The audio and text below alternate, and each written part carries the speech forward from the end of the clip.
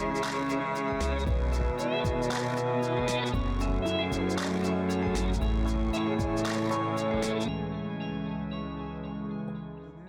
je donnerai la parole au directeur général pour nous faire un petit bref résumé là, des mises en candidature qui se sont terminées vendredi. Oui, merci M. Martel. Donc, c'est simplement faire un petit retour un peu. Là, il y a peut-être des gens qui sont allés sur le site Internet de la municipalité là, pour regarder un peu là, comment ça s'était produit au niveau des mises en candidature. Donc, on a eu, dans le fond, 5 postes qui ont été élus par acclamation. Donc, on a le siège numéro 1, M. Michel Boudreau. Le siège numéro 2, M. Carl Brassard. Le siège numéro 3, M. Yvan Côté. Le siège numéro 4, M. Daniel Boudreau. Et le siège numéro 6, M. Claude Bouchard. Donc, ces personnes-là vont être assermentées vendredi. Donc, c'est à partir de vendredi là, qu'ils vont rentrer en fonction comme nouveaux conseillers. On a ensuite le poste de conseiller numéro 5 qui est en élection. Donc, on a les candidatures de M. Daniel Corbeil et M. Pierre Desbiens. Et on a le poste de maire qui est en élection. On a M. Richard Perron et M. Éric Thibault. Donc, pour le siège numéro 5 et pour le poste de maire, ça va aller. Là, donc, on va avoir des élections. Les gens vont être appelés là, à venir se prononcer. On va avoir les élections par anticipation, le scrutin par anticipation le 31 octobre et on va avoir le scrutin général le 7 novembre. Donc, on va avoir les résultats le 7. On va avoir la proclamation le 12 novembre s'il n'y a pas de contestation. Et par la suite, le 15 novembre, on devrait avoir l'assermentation. Donc, dans le fond, le nouveau maire plus le conseiller numéro 5, si ça se poursuit bien, devrait être nommé et rentrer en fonction le 15 novembre. Donc, voilà. Merci, M. Desbiens. Alors, évidemment, ce soir, c'est une séance régulière. Je demanderai une proposition pour l'ouverture de la séance. M. Richard Perron, appuyé. M. Yvan Côté. Au point 2, lecture et adoption de l'ordre du jour, je demanderai au directeur général, M. Desbiens, de nous en faire la lecture. Oui. Alors, point 1, ouverture de la séance. Point 2, lecture et adoption de l'ordre du jour. Point 3, lecture et adoption des procès-verbaux. 3.1, dispense de lecture et adoption du procès-verbal de la régulière du 13 septembre 2021. 3.2, dispense de lecture et adoption du procès-verbal de l'extraordinaire du 27 septembre 2021.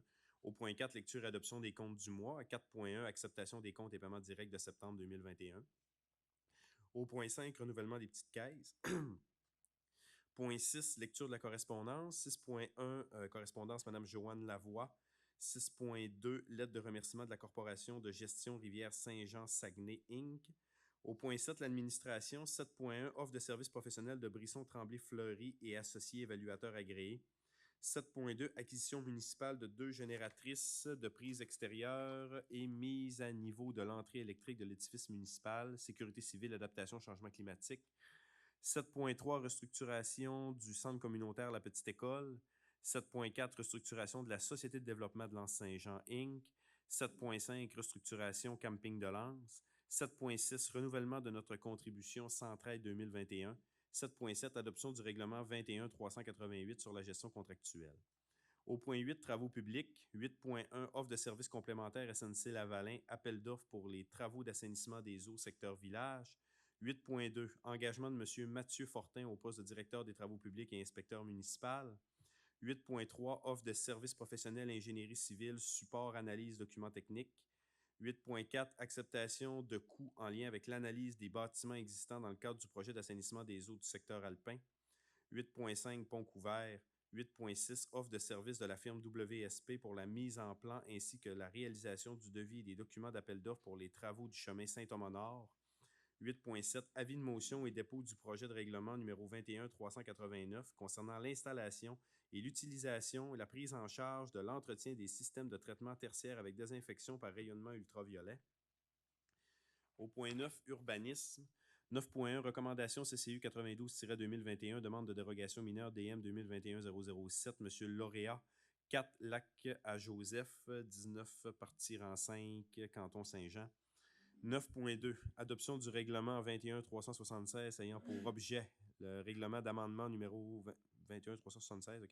Modifiant le plan d'urbanisme numéro 19-352 relativement à un changement de l'affectation conservation par une affectation de villégiature pour les zones de réserve ZR4 et ZR5 au sein du périmètre urbain secondaire ainsi que relativement à l'agrandissement de l'affectation habitation à même l'affectation publique au sein du périmètre urbain principal. 9.3. Adoption du règlement d'amendement 21-377 ayant pour objet le règlement d'amendement numéro 21-377. Je pense qu'on a des petites choses en double. Modifiant le règlement de zonage numéro 19-353 en concordance avec le règlement d'amendement numéro 21-376, modifiant le plan d'urbanisme relativement au changement de l'affectation conservation par une affectation villégiature au sein du périmètre urbain secondaire ainsi qu'à l'agrandissement de l'affectation habitation à même l'affectation publique au sein du périmètre urbain principal et relativement à la création de nouvelles zones R95, R96, V97, RT98, RC99 et RT100 dans le secteur du Mont-Édouard à même les zones R42, V25 et RT43. 9.4. Adoption du règlement numéro 21-378 ayant pour objet, règlement d'amendement numéro 21-378, modifiant le règlement sur les plans d'aménagement d'ensemble numéro 19-358 relativement à l'application d'un PAE dans les zones V27 et V28 ainsi que dans les nouvelles zones créées R95, R96, R97, RT98, RT99 et RT100 en concordance avec l'amendement au règlement du zonage 21-377. 9.5. Adoption du règlement 21-379. On va passer l'autre. Là. Modifiant le règlement sur les plans d'implantation et d'intégration architecturale numéro 19-359 relativement à l'application d'un PIA dans les zones V27, V28, V97, R95, R96 et RT100 en concordance avec l'amendement au règlement du zonage 21-377. 9.6. Adoption du règlement 21-380 ayant pour objet... modifiant le règlement de plan d'urbanisme numéro 19-352 pour tenir compte de la modification au schéma d'aménagement révisé de la MRC du Fjord du Saguenay, apporté par le règlement numéro 18-387 ayant pour objet de permettre certains usages commerciaux à certaines conditions dans l'affectation agroforestière et pour tenir compte de la modification au schéma d'aménagement révisé de la MRC du Fjord du Saguenay, apporté par le règlement numéro 19-405 ayant pour objet de permettre certains usages en lien avec l'agriculture et le plan de développement de la zone agricole et d'encadrer certains usages non agricoles dans la zone agricole. 9.7. Adoption du règlement 21-381 modifiant le règlement du zonage numéro 19-353 en concordance avec le projet de règlement numéro 21-380 modifiant le plan d'urbanisme numéro 15-289 pour tenir compte de la modification au schéma d'aménagement révisé de la MRC du Fjord apporté par les règlements numéro 18-387 et 19-405 ayant pour objet respectivement de permettre certains usages commerciaux à certaines conditions dans l'affectation agroforestière et de permettre certains usages en lien avec l'agriculture et le plan de développement de la zone agricole et d'encadrer certains usages non agricoles dans la zone agricole. 9.8. Adoption du règlement 21-382 modifiant le règlement sur les permis certificats numéro 19-356 relativement à la tarification pour l'analyse des demandes relatives aux projets particuliers de construction, de modification ou d'occupation d'un immeuble. 9.9. Adoption du règlement 21-383 modifiant le règlement sur les usages conditionnels numéro 19-360 en concordance avec le projet de règlement numéro 21-380 modifiant le plan d'urbanisme numéro 19-352 pour tenir compte de la modification au schéma d'aménagement révisé de la MRC du Fjord du Saguenay apporté par le règlement numéro 18-387 ayant pour objet de permettre certains usages commerciaux à certaines conditions dans l'affectation agroforestière. 9.10. Adoption du règlement 21-384 projet particulier de construction, de modification d'occupation d'un projet autorisé sur demande et en fonction de critères préétablis un projet particulier de construction, de modification d'occupation d'un immeuble malgré le fait qu'il déroge à l'un ou l'autre des règlements d'urbanisme en vigueur sur le territoire de la municipalité de L'Anse-Saint-Jean. Point 10. Sécurité publique, on n'en a pas. Point 11. Loisirs, culture, tourisme et vie communautaire. 11.1. Étude d'opportunité pour la réouverture du sentier des Murailles, mandat à la municipalité de Petit-Saguenay et appui financier. 11.2. Club Quad du Fjord, appui et démarches financières associées au projet mise en place de sentier TQ 70, secteur Bas-Saguenay. 11.3. Station du Mont-Édouard, prolongation du permis de camping VR, hébergement temporaire et camping van. Au point 12, varions, on n'en a aucun. Point 13, rapport des comités information. 14, période de questions. 15, fermeture de la séance. Une proposition pour accepter l'ordre du jour. Mme Chloé Bonnette, appuyée. M. Victor Boudreau. Au point 3, lecture et adoption des procès-verbaux. Donc 3.1, dispense de lecture et adoption du procès-verbal de la régulière du 13 septembre 2021. Est-ce que quelqu'un a fait la proposition? M. Éric Thibault, appuyé. M. Anicette Gagné. 3.2, dispense de lecture et adoption du procès-verbal de la réunion extraordinaire du 27 septembre 2021. Alors, quelqu'un a fait la proposition, M. Victor Boudreau? Oui. Une petite correction, Oui. j'étais noté comme présent, mais j'étais absent. Vous étiez absent, effectivement. C'est noté. Proposé par M. Boudreau, Victor, appuyé M. Richard Perron. J'étais pas là. J'étais pas là, c'était bon. C'est vrai. Chanicette gagné. Merci. 4.1. Acceptation des comptes et paiements directs de septembre 2021, M. le directeur général. Oui. Alors, pour le mois de septembre, on a des comptes totalisent 136 180 et 40. Ça se détaille comme suit. Donc, aménagement Simard, 32 193. Fabrication mur de soutènement au bord de la piste cyclable, là, où est-ce qu'on a fait les travaux au niveau de la rive. Valmont électrique, 581 et 77, remplacé démarreur quai de pompe. Javel Boisfranc, 265 et 57 à Château-Clore. Entreprise d'électricité Sirois, 3707 et 94. Raccordement d'une borne électrique pour recharge de voitures ici à l'édifice. Librairie Marie-Laura Inc., 201 et 18, achat de volume pour la bibliothèque. Café du Quai, 333 et 43, boîte à lunch week-end animé halte gourmande. Englobe, 2529 et 45, stabilité Saint-Thomas, analyse complémentaire suite aux commentaires du MTQ. Association des plus beaux villages, 1081 et 50, la cotisation annuelle 2022. BMD Architecte, 14 182 et 75, rédaction de documents d'appel d'offres et propositions destinées aux promoteurs. Chiasson Thomas Tremblay, 2289 et 55, honoraire dossier Saint-Jean-Baptiste. Jonathan Desbiens, 455 et 67, frais de déplacement, repas. GLS Logistique Système Canada, 19 et 12, frais de transport, fourniture, élection. Dromco Énergie, 1249,78, inspection de génératrice sur la rue des Coteaux et l'Hermine. Amiro, 88 et 71, produits alimentaires. Éric Côté, Sable et Gravier, 7613 et 35, construction, chemin d'accès, Vébron, Ponceau, transport de déchets. Fédération québécoise des villages relais. 655 et 55, non, c'est pas les villages relais, c'est des municipalités. 655 et 55, formation, évacuation et traitement des eaux usées. Les éditions juridiques FD 81 et 59, papeterie élection. Bureautique FTI 439 et 87, matériel de bureau. Groupe SIG3 6111 et 52, études préliminaires, traitement des eaux usées, village alpin, travaux d'ingénierie, piste cyclable. Horizon graphique 977 et 29, affiche directionnelle, coin des routes. Société d'histoire du lac Saint-Jean 5344 et 96, service de consultant pour les archives, frais de déplacement et repas. Lauréat gagné 29 941 et 92, travaux pistes cyclables, fouler les conteneurs, chemin de contournement. Coopérative nationale de l'information peut-être.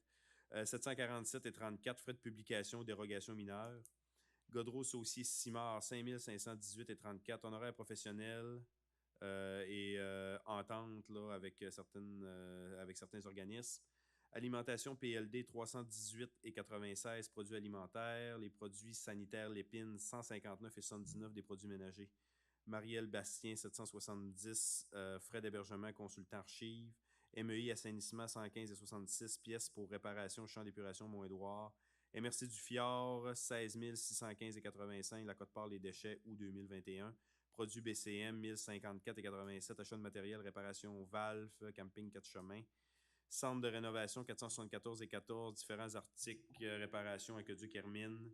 Anne Tremblay, 59 et 98, achat de matériel de bureau. Donc ça totalise 136, 180 et 40. Et pour ce qui est des paiements directs, là, on a, dans le fond, c'est majoritairement les pétroles RL, là, la station d'essence au quai. On en a pour 15 652 et 4. Est-ce que ça vous va? Pas de questions? Quelqu'un a fait la proposition? M. Richard Perron, appuyé par M. Victor Boudreau. Renouvellement de la petite caisse, M. le directeur général? Où on n'a pas grand-chose, là, c'est 72 et 60. 60, oui. Ouais, là, on décide de la renouveler parce que là, on va être un petit bout là, sans conseil municipal. Là, fait qu'on on faisait le renflouement tout de suite. Là. Tout à fait. Quelqu'un a fait la proposition? M. Yvan Côté, appuyé par M. Richard Perron. Excusez. On serait rendu à la lecture de la correspondance. On a eu une correspondance de Mme Joanne Lavoie. Vous avez reçu la correspondance. Bon, si elle nous dit qu'elle a eu des informations là, qui étaient contradictoires au sujet de l'utilisation des conteneurs lors de travaux de réfection à la maison. On a fait une lettre de réponse. Je demanderai au directeur général d'en faire la lecture parce qu'évidemment, c'est quand même une procédure ici au niveau de la municipalité. C'est un nouveau règlement. Alors, en même temps, ça va permettre de donner l'information. Je la lis en totalité? Oui. D'accord. Donc, réponse à votre correspondance du 8 septembre 2021. Donc, Madame, nous avons bien reçu votre correspondance du 8 septembre 2021 à l'égard du dépôt qui est maintenant demandé par la municipalité lors de travaux de rénovation. En effet, depuis 2021, l'article 3.8.2 du règlement 20-370 sur les permis et certificats a été ajouté et spécifie ce qui suit. Donc là, on lit l'article du règlement. Dépôt en garantie relatif à la disposition des résidus de matériaux de construction dans un site autorisé. Pour toute demande de permis ou certificat dont le coût des travaux est de 5 000 $ ou plus, un dépôt en garantie est exigé selon les conditions suivantes lorsque les travaux impliquent la disposition de résidus de matériaux de construction. Un dépôt de garantie minimal de 250 $ ou l'équivalent à 2 % du coût total des travaux jusqu'à un montant maximal de 500 $ doit être versé à la municipalité lors de la demande d'émission du permis ou du certificat. Le plus élevé des deux montants s'applique. Le requérant pourra récupérer la totalité de la somme déposée en garantie à la fin des travaux sur présentation de la preuve de la location d'un conteneur ou de la disposition des résidus de matériaux dans un site autorisé. En l'absence d'une preuve satisfaisante, la municipalité se réserve le droit de conserver le montant déposé en garantie.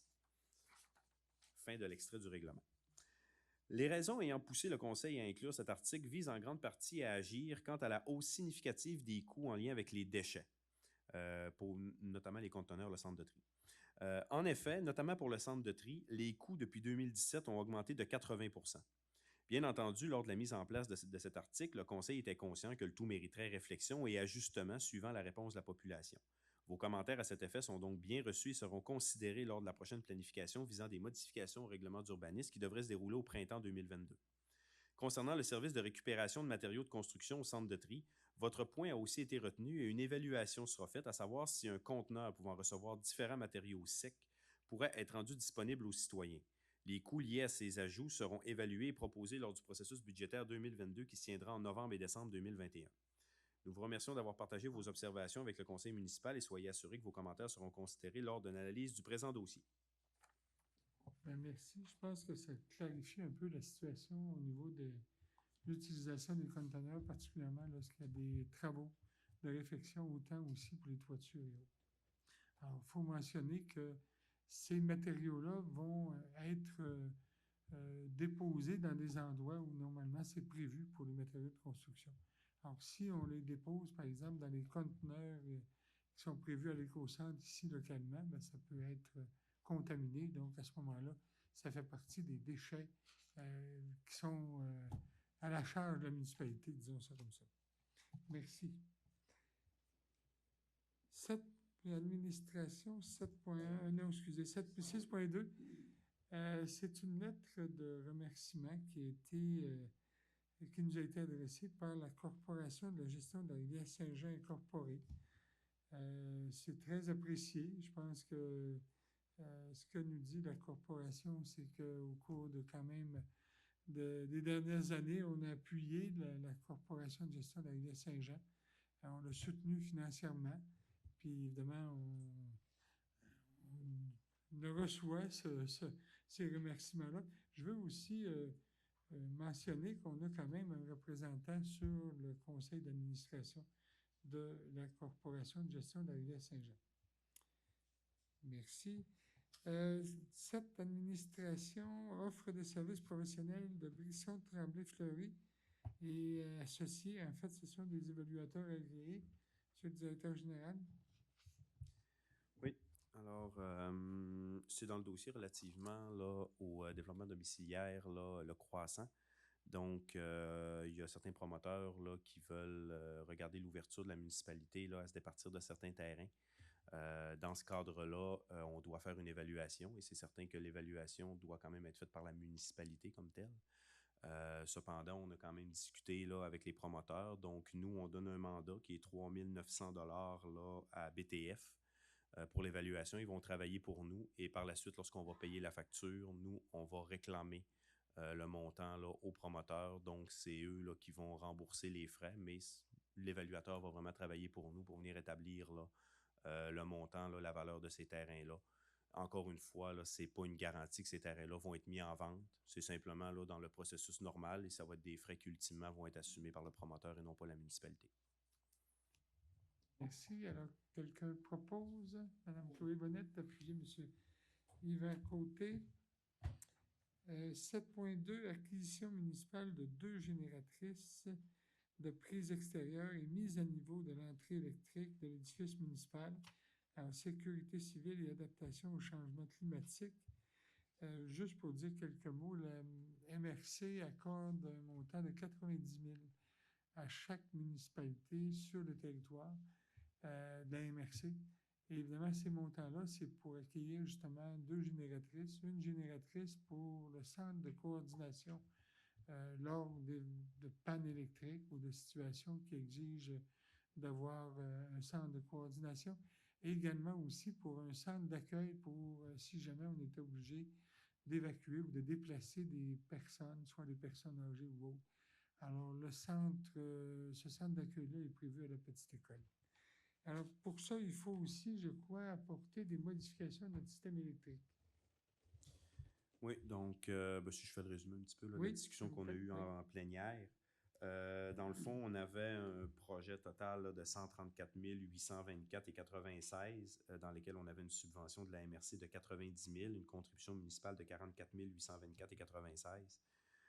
Donc, ce qui a été convenu là, en plénière avec les conseillers, c'est de dire qu'on allait procéder à l'achat des génératrices qui totalisent 82 751,15. Pour ce qui est des raccordements électriques, la petite école, 7 244, l'édifice municipal, 34 330,92 parce qu'on a des mises aux normes à faire. Et fabrication des 2 dalles de béton là, pour les génératrices à l'extérieur, 10 498,75. Donc, pour ces éléments-là, là, le conseil voulait là, qu'on magasine davantage là, au niveau des différents prix. Donc, comme la livraison des génératrices, on parle peut-être entre 12 et 18 mois. Donc, la commande va quand même être passée à cet effet-là. Mais pour ce qui est là, des travaux électriques et autres, là, il y aura un petit magasinage qui va être fait. Puis, on reviendra là, avec différentes propositions, là, soit en novembre ou en décembre, relativement à ces éléments-là. Ça vous va? Quelqu'un a fait la proposition? Proposé M. Richard Perron et puis M. Éric Thibault. C'est quand même une belle acquisition. Hein? Je veux dire, ça va. En tout cas, c'est une belle amélioration. Puis ça, évidemment, financé à 90 000 par la MRC, là, c'est des bons budgets. Les points 7.3, 7.4 et 7.5, disons qu'il y a une ressemblance. On parle de restructuration du centre communautaire de la petite école. Alors, on a prévu, en fait, modifier, entre autres, la petite école. C'est prévu de transférer la personne ressource, la coordonnatrice qui est à la petite école présentement, la transférer comme employée municipale, ce qui fait qu'elle va continuer quand même de gérer les activités de la petite école, mais elle va devenir une employée municipale et ça va se faire par la municipalité. Le conseil d'administration, ou plutôt l'OBNL, si on veut, là, va être transformé pour devenir la Société de développement de l'Anse Saint-Jean. C'est bien ça, excusez, mais je n'ai pas devant mes yeux. Et le centre, la Société de développement, évidemment, va être scindée du Mont-Édouard parce qu'on sait qu'actuellement, ce sont le conseil d'administration du Mont-Édouard est géré par la Société de développement de l'Anse Saint-Jean. Donc, la petite école, bien évidemment, on va retirer à la dite corporation la gestion de la petite école située au 239 rue Saint-Jean-Baptiste. Le statut de la dite corporation soit modifié pour lui permettre d'obtenir de la municipalité un mandat en matière de développement économique sur l'ensemble du territoire. Et dans cette éventualité, la coordonnatrice de la dite corporation soit transférée à l'emploi de la municipalité de l'Anse Saint-Jean à titre de coordonnatrice aux loisirs, à la culture et aux événements. Le conseil d'administration du nouvel organisme serait constitué de 7 membres, dont un élu municipal nommé par résolution du conseil, et les 5 autres membres seraient élus en assemblée générale, dont un serait nommé à titre de président par le conseil municipal. Alors, ça, c'est pour la restructuration prévue à la petite école. Ça répond aux discussions qu'on a eues. Vous êtes en accord avec ça? Vous en- Je voudrais mentionner que, juste pour la compréhension, la petite école et la gestion de la petite école était déjà devenue plus expandue, plus étendue, s'occupait déjà de l'événementiel, des patinoires, salles d'entraînement. Donc, ce n'est dans le fond qu'une suite logique là, au fait qu'à l'époque, quand on a créé l'OBNL de la petite école, c'était concentré dans le bâtiment de la petite école et maintenant, la personne qui s'occupait de ça avait déjà beaucoup plus de mandats. Donc, on vient simplement là, Confirmer. confirmer C'est ça, là, ouais. puis restructurer pour que ça soit plus simple aussi au niveau administratif. Ça n'exclut pas qu'il peut y avoir des comités, par exemple, de loisirs, Ça n'exclut rien du tout. culturels ou Exactement. autres, parce qu'évidemment, c'est... Toujours besoin de bénévoles dans tout. Oui. Alors, vous avez fait la proposition? Certainement. Merci. Appuyé par M. Richard Perron. L'autre sujet, le 7.4, c'est la restructuration de la Société de développement de l'Anse-Saint-Jean. Je vais aussi procéder peut-être à la lecture. Et c'est actuellement la Société de développement qui gérait le Mont-Édouard. Donc, il est résolu, en fait, d'entreprendre avec la Société de développement de l'Anse-Saint-Jean des discussions pour planifier la restructuration de celle-ci en matière de manière à scinder ces opérations de développement économique et de gestion de la station du Mont-Édouard en deux entités différentes, permettant à chacune d'elles de concentrer son temps et son énergie dans leurs sphères respectives. Dans le cadre des discussions à intervenir entre les représentants de la municipalité et la Société de développement, les paramètres suivants doivent être pris en considération. Donc, scinder le mandat de la Société de développement de manière à confier à cette dernière uniquement la gestion de la station du Mont-Édouard. La Société de développement pourrait changer de nom pour devenir Station de ski du Mont-Édouard et le nombre de ses administrateurs pourrait être réduit à 9 au lieu de 13, dont 2 membres seraient des élus du conseil municipal et les 7 autres membres seraient élus en assemblée générale. La convention de gestion existante entre la municipalité et le nouvel organisme dédié à la gestion de la station du Mont-Édouard sera modifiée en conséquence avec, entre autres, l'obligation pour la municipalité de nommer un gestionnaire représentant de la municipalité dans tous les cas où une aide financière de 100 000 $ et plus serait versée par la municipalité pour tout projet particulier en immobilisation à être exécuté à la station. 5. Autoriser la municipalité à nommer parmi les 7 administrateurs élus en AGA celui qui agira à titre de président du conseil d'administration. 6. Établir la fin de l'exercice financier du nouvel organisme au 31 mai plutôt qu'au 30 avril de chaque année et créer un nouvel organisme dédié au développement économique ou accorder ce mandat à un organisme existant. On vient d'accorder le mandat là, qui était révolu à la petite école. Le conseil d'administration de ce nouvel organisme à but non lucratif dédié au développement économique de la municipalité de l'Anse-Saint-Jean serait constitué de 7 membres, dont un membre serait un élu municipal nommé par le conseil et les 6 autres membres du conseil d'administration seraient élus en assemblée générale, dont un des membres serait nommé à la présidence par le conseil. Je pense qu'il y a une erreur là, c'est 2 membres qui sont nommés par le conseil municipal et 7 membres qui seraient élus en assemblée générale et le président serait nommé par... ça, c'est la société de développement. Oui, c'est ça. C'est que là, on est en train de parler de la société de développement. On revient un peu là, sur la constitution là, Okay. du conseil d'administration de la petite école qui va devenir la société de développement. Ouais. OK. Mais en tout cas, ce qu'il faut comprendre, c'est que le conseil d'administration qui devient le gestionnaire du Mont-Édouard va être composé de 9 membres, donc 2 élus et 7 membres élus en assemblée générale lors des AGA de la Société du Mont-Édouard qui va devenir le Mont-Édouard. Alors, proposé par M. Éric Thibault, appuyé par M. Richard Perron. Et le point 7.5, c'est la restructuration du camping de l'Anse. Alors, c'est la même chose aussi. On dit que le maire et le directeur général de la municipalité soient mandatés pour rencontrer la corporation connue comme étant le camping de l'Anse pour requérir que ses statuts et règlements soient modifiés de la façon suivante. Que le nombre de membres du conseil d'administration soit établi à 7, dont un élu nommé par résolution du conseil. Les 6 autres membres seront élus à l'Assemblée générale parmi les contribuables de la municipalité, dont l'un d'eux serait nommé par le conseil municipal pour agir à titre de président.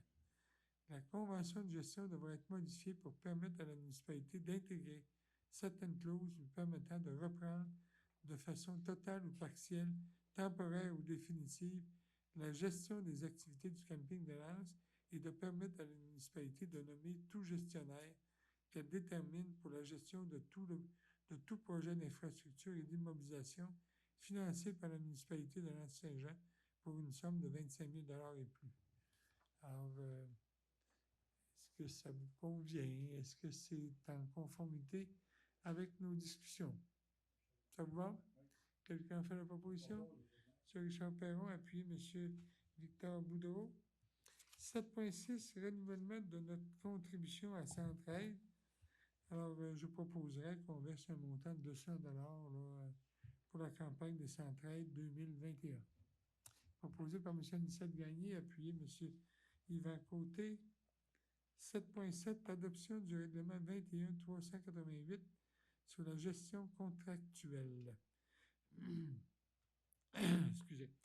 En fait, c'est pour permettre au directeur général de pouvoir lui donner le pouvoir de donner des contrats de gré à gré jusqu'à un montant de 25 000 $. Mais évidemment, ce pouvoir-là est accordé dans la mesure où il doit présenter au conseil suivant les contrats qui ont été alloués pour justement avoir un suivi au niveau du suivi et contrôle au conseil. Cette modification-là a été demandée ou a été accordée pour justement permettre là, de faire face aux différents travaux d'importance qui vont avoir lieu en 2022. En tout cas, on espère l'assainissement des eaux au village. Il y a aussi des projets qui sont quand même importants dans le secteur du Mont-Édouard.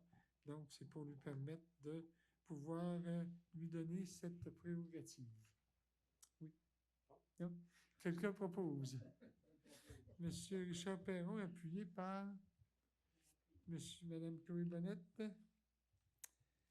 Au point 8, travaux publics, 8.1, offre de services complémentaires à SNC-Lavalin. Appel d'offres pour les travaux d'assainissement des eaux usées, secteur village. Monsieur le directeur général. Oui.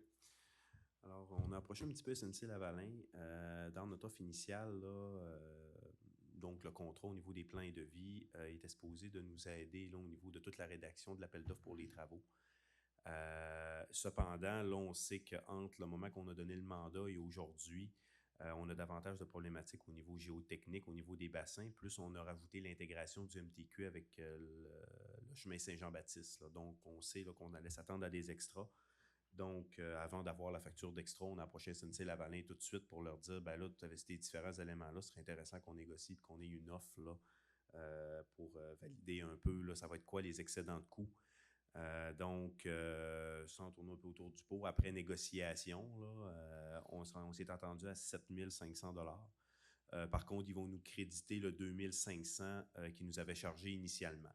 Donc, au final, on se retrouve avec un excédent d'environ 5 000 $ là, pour venir là, tout faire le montage là, au niveau là, des différents appels d'offres. Ça va? Proposé par Mme Chloé Bonnette, appuyé par M. Victor Boudreau. 8.2, engagement de M. Mathieu Fortin au poste de directeur des travaux publics et inspecteur municipal. M. le directeur général.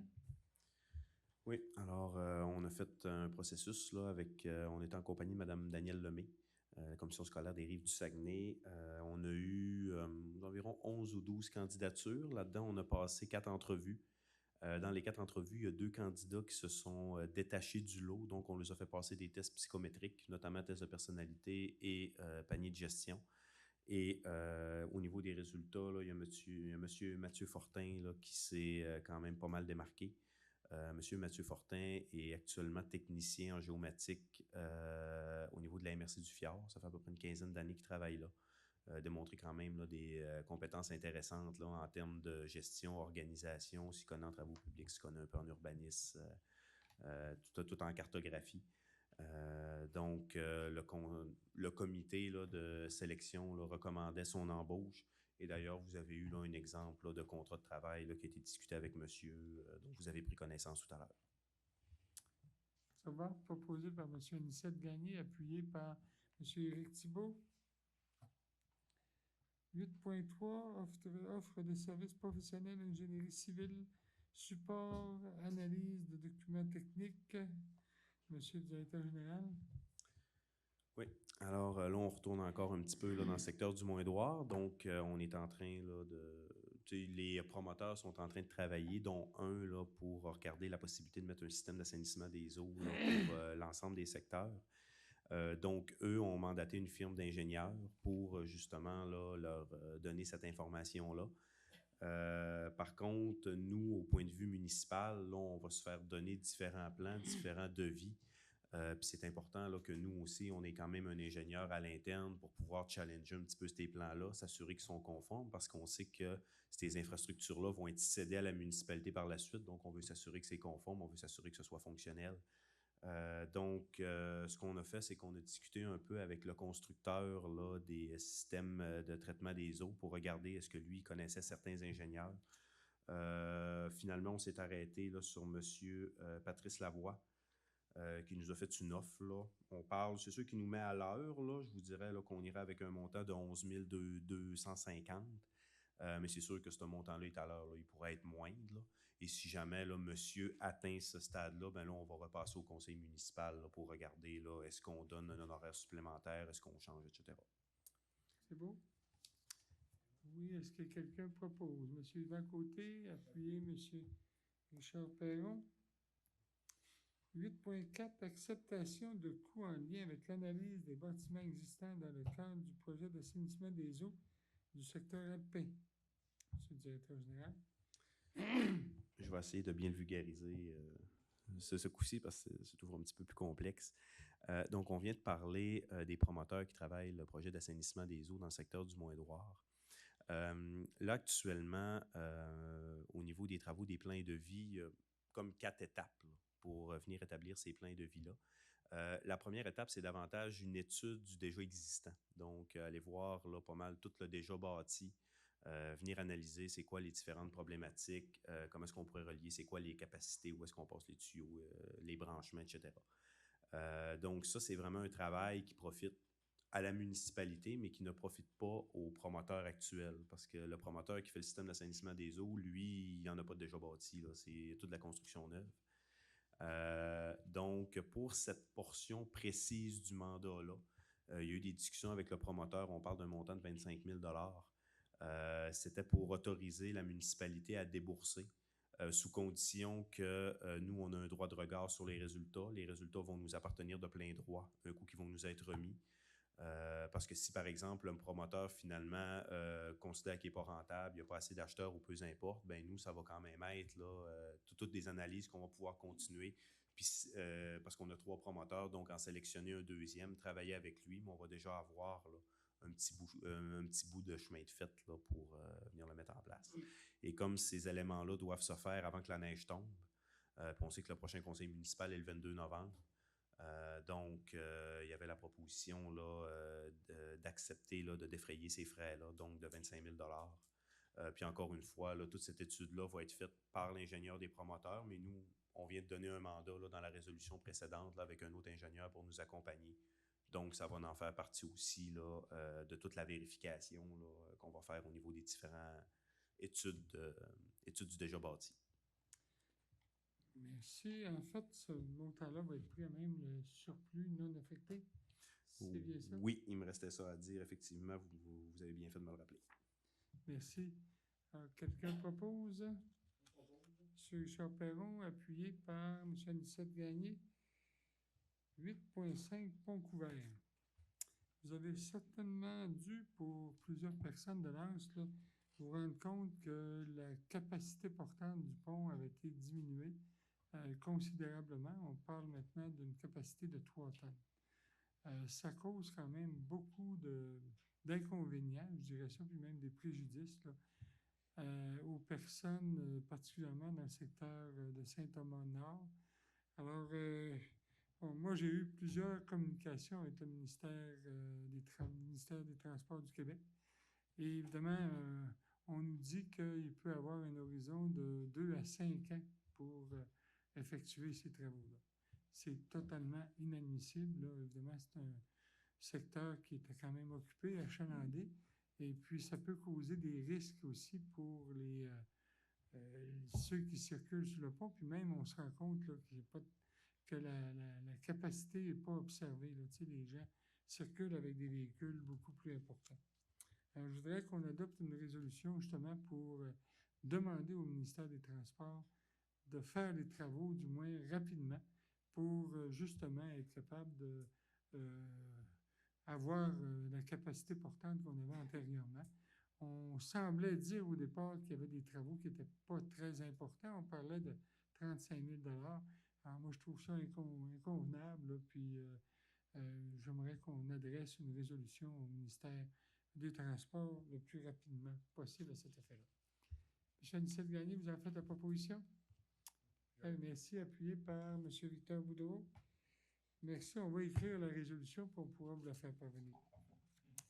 Offre de service de la firme WSP pour la mise en plan ainsi que la réalisation du devis et des documents d'appel d'offres pour les travaux du chemin Saint-Thomas-Nord. On sait que dans Saint-Thomas-Nord, on a eu un affaissement là, de la route ou une partie. Alors, Monsieur le directeur général, si vous voulez nous parler de ce sujet-là, le mandat, oui. Oui. Alors, là, dans le fond, on a un mandat là, au niveau de la firme WSP. Majoritairement, le mandat vise à faire les pleins devis, inspiré là, de l'étude qu'Englobe a faite là, sur les différentes actions à poser là, au niveau du glissement de terrain, là, au niveau du sol. Et on demande aussi là, un accompagnement pour monter le document d'appel d'offres, faire le suivi là, jusqu'à l'octroi de contrat. Donc, on nous parle d'un montant de 12 960 à cet effet-là. Si on peut faire une petite parenthèse, continuer un petit peu sur le dossier, on sait que ça a tardé, là, ça a été long avec les recommandations du ministère de la Sécurité publique. Là, on leur avait envoyé les informations au mois de mars. Finalement, ça s'est réglé au milieu septembre. Donc, on a quand même eu des discussions avec la Sécurité publique pour au moins s'assurer que si les travaux doivent se faire en gel et en hiver, si on a des coûts supplémentaires, ces coûts-là vont être admissibles à leur programme là, d'aide financière. Là. Donc, là, pour s'assurer de ne pas tomber entre deux chaises. Parce que là, on s'entend que là, on veut faire les documents d'appel d'offres. On veut aller en appel d'offres, idéalement, si on serait capable, durant le mois d'octobre, pour pouvoir octroyer le contrat pour les travaux le 22 novembre. Fait que là, le 22 novembre, là, on commence à rentrer là, dans le gel au niveau de la neige. Donc, si on a des frais supplémentaires, au moins, ces frais-là sont admissibles au pourcentage d'aide de la Sécurité publique. Ça va? Est-ce que quelqu'un a fait la proposition? Sylvain Côté, appuyé par Éric Thibault. 8.7, c'est un avis de motion et dépôt de projet de règlement numéro 21-389 concernant l'installation, l'utilisation et la prise en charge de l'entretien des systèmes de traitement tertiaire avec désinfection par rayonnement ultraviolet. C'est un titre assez important et nouveau. Donc, c'est une nouvelle technique, ça, qu'on va retrouver dans la municipalité de plus en plus? Oui, c'est un titre high-tech. Dans le fond, c'est un type de technologie qui est utilisée parfois là, pour des personnes qui vont se bâtir, par exemple, sur le cran, sur le roc, puis ne sont pas capables là, de mettre de système là, de fosse septique avec champ d'épuration. Donc, c'est des systèmes là, qui permettent, là, avec un traitement ultraviolet, là, de pouvoir traiter les différentes bactéries. Avec, là, je vais vous parler QR22, là, qui est comme l'espèce de loi sur tout l'assainissement puis l'eau là, au niveau de la province de Québec. Si une municipalité autorise ce type de système-là, elle doit absolument avoir un règlement en place pour pouvoir les encadrer. Puis là, actuellement, là, on me dit là, qu'il y avait 2 résidences là, qui planifiaient là, de mettre ce type de système-là. Et ça, ces systèmes-là, c'est la municipalité qui est responsable de s'assurer de leur entretien et de leur conformité. Donc, ça fait en sorte qu'au niveau du règlement, nous, c'est important parce que là, on va faire après ça des ententes avec certains fournisseurs qui font la vérification de ces systèmes-là. Et quand ils vont être en place, ben, on va utiliser là, le règlement de taxation là, pour venir dire, ben, dans le fond, ça coûte tant au niveau de la visite. Donc, ça va être taxé là, au niveau des comptes là, des gens qui vont avoir ces systèmes-là. Fait que dans le fond, ils vont payer leur entretien directement dans le compte de taxes, puis c'est nous qui allons gérer les inspections. Là, on me dit que c'était 2 inspections par année. Là. Donc, C'est ça beau, alors, résume un petit peu. Oui, c'est très bien, très précis. C'est un avis de motion et c'est un dépôt de projet de règlement. Vous avez vu le projet de règlement. Donc, c'est sur proposition simple. Monsieur Yvan Côté, merci. 8, urbanisme. 9, urbanisme 9.1, recommandation du CCU 92-2021, demande de dérogation mineure, DM 2021-007, M. Lauréat, on dit, je pense que c'est M. Lauréat Gagné, 4 Lac Saint-Joseph, 19 partie rang 5, canton Saint-Jean. Madame Annick, est-ce que vous pouvez nous en parler? S'il vous plaît, puis si vous avez un téléphone, vous devez aller dehors. Oui, excuse-moi. Oui, c'est M. Gagné, Lauréat Gagné, qui demande une dérogation mineure sur un lotissement. En fait, c'est pour autoriser un terrain de moins de 4000 mètres carrés pour le lotissement parce que lui, M. Gagné est déjà construit et le terrain n'a pas... C'est pour régulariser une situation. OK. Merci. Alors, quelqu'un a fait la proposition? M. Anicette Gagné, appuyé M. Victor Boudreau. 9.2, alors là aussi, de 9.2 à 9.10, ce sont des règlements adoptés. Donc, 9.2, c'est l'adoption du règlement 21-376. M. le directeur général. Oui. Modifiant le plan d'urbanisme numéro 19-352 relativement à un changement de l'affectation-conservation par une affectation de villégiature pour les zones de réserve ZR4 et ZR5 au sein du périmètre urbain secondaire, ainsi que relativement à l'agrandissement de l'affectation habitation et même l'affectation publique au sein du périmètre urbain principal. Juste pour dire, au niveau de l'ensemble des règlements, là, on a fait une petite présentation là, qui peut être vue sur Facebook, là, pas sur Facebook, sur YouTube, la semaine passée, jeudi, là. Et vous avez eu au niveau de l'éco municipal là, dans le courant, là, je pense que c'était avec l'éco municipal élection. Donc, vous avez eu là, l'ensemble là, des différents changements là, avec les cartes. Là. Donc, tout est expliqué à cet effet-là. C'est beau, 9.2, donc... On va prendre un proposeur puis un appuyeur pour le règlement. Oui, c'est ça. OK. C'est ça que j'allais dire. Ah, OK, excusez. Quelqu'un propose M. Anicette Gagné, appuyé par M. Éric Thibault. Oui. Je voulais juste mentionner l'affectation-conservation, ça avait posé un petit souci à la rencontre. Là. Conservation, c'est pas conservation de la nature, là. C'était conservation à des fins de plus tard faire du développement. Fait que, il y avait eu un petit...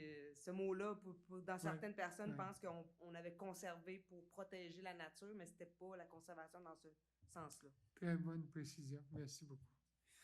Donc, 9.3, c'est l'adoption du règlement d'amendement numéro 21-377.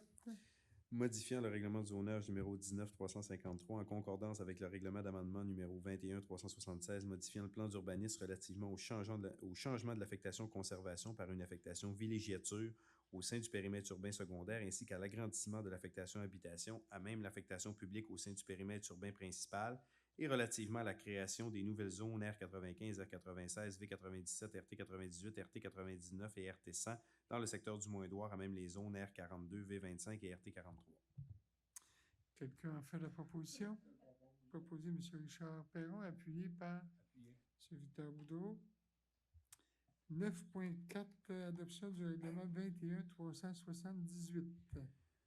Modifiant le règlement sur les plans d'aménagement d'ensemble numéro 19-358 relativement à l'application d'un PAE dans les zones V27 et V28 ainsi que dans les nouvelles zones créées R95, R96, R97, RT98, RT99 et RT100 en concordance avec l'amendement au règlement de zonage 21-377. Quelqu'un a fait la proposition? Proposé M. Yvan Côté, appuyé par M. Richard Perron. 9.5, adoption du règlement 21-379.